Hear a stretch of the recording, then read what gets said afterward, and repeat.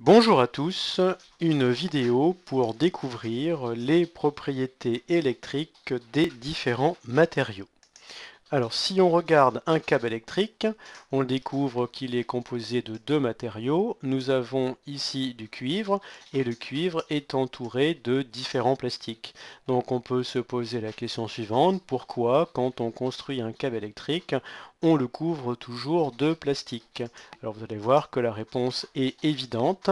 Alors pour découvrir la réponse à cette question, il faut faire une petite expérience qui est ici représentée par une animation.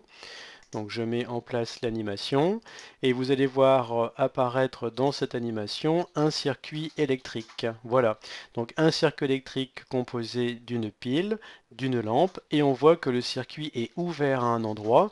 J'espère que vous vous souvenez qu'un circuit fonctionne, un circuit électrique fonctionne s'il forme une boucle fermée d'objets conducteurs et s'il possède un générateur de courant.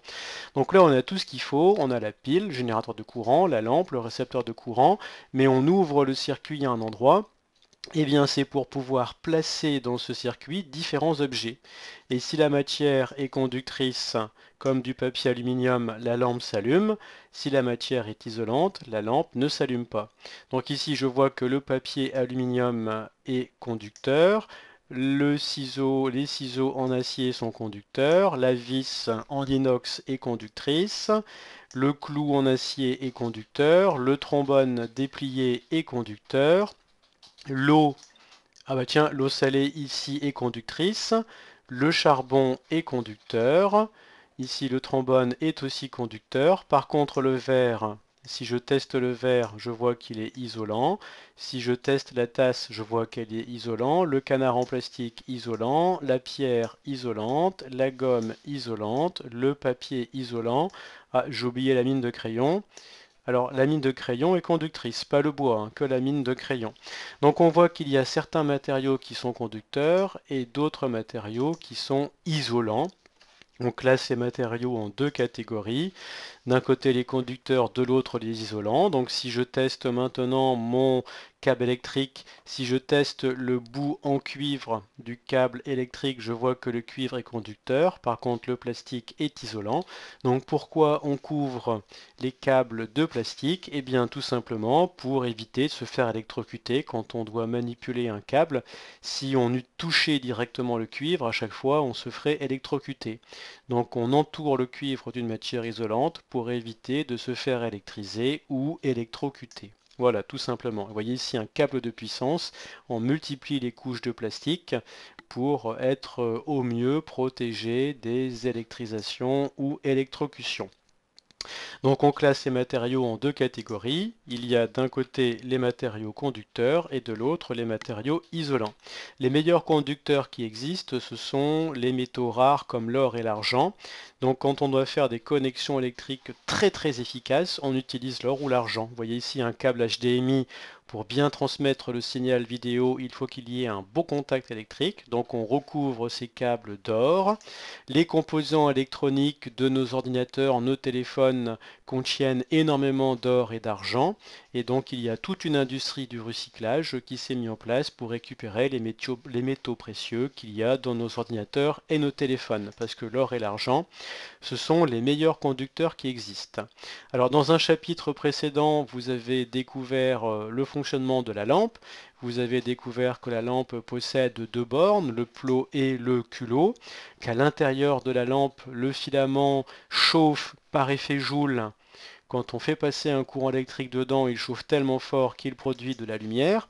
Et bien maintenant qu'on sait qu'il y a deux types de matières, des conducteurs et des isolants, eh bien, on peut repérer dans la lampe ce qui est conducteur, ce qui est isolant.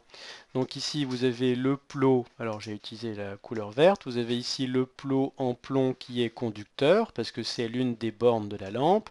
Vous avez aussi son culot qui est conducteur, donc ça c'est un schéma qui représente une lampe, c'est comme si on avait coupé la lampe en deux.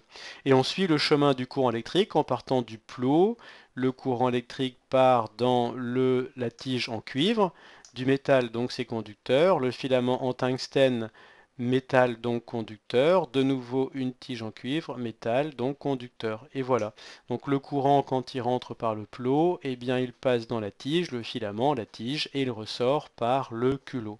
Et toutes les autres matières qui composent la lampe ne sont pas conductrices mais sont isolantes. Donc l'ampoule en verre est isolante. Vous voyez ici l'ampoule est complètement fermée.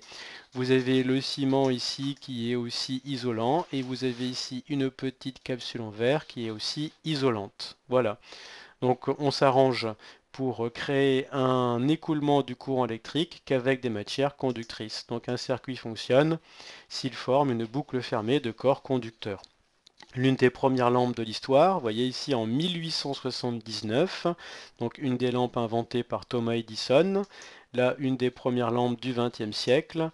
Quoi qu'il arrive, dans les circuits électriques, généralement on doit avoir un ensemble de fils conducteurs. Les fils conducteurs font circuler l'énergie électrique, un interrupteur qui coupe la chaîne énergétique ou qui la remet en place, la pile qui donne l'énergie électrique, la lampe qui reçoit l'énergie électrique. Alors, est-ce que le corps humain est conducteur? Ça, c'est une bonne question. Alors, il faut tester le corps humain.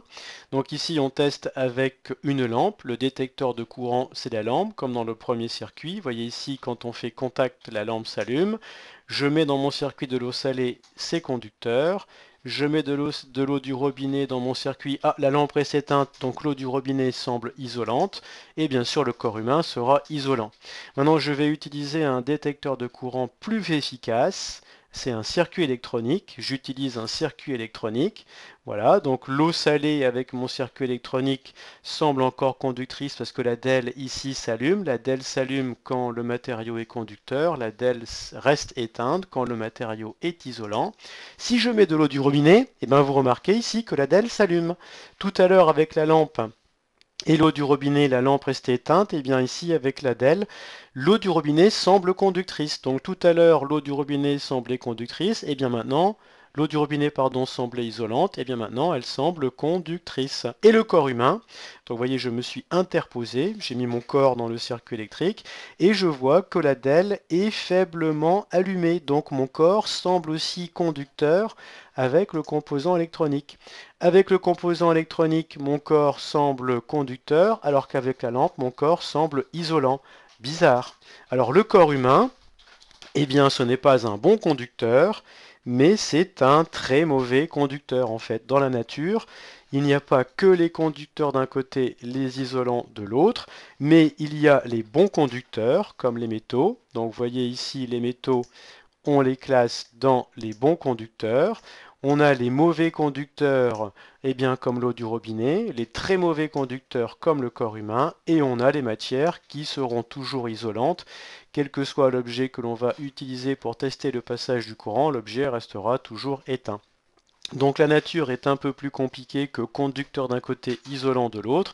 Il y a les très bons conducteurs, les mauvais conducteurs, les très mauvais conducteurs et les isolants. Voilà pour les propriétés électriques des différentes matières qui composent les objets qui nous entourent.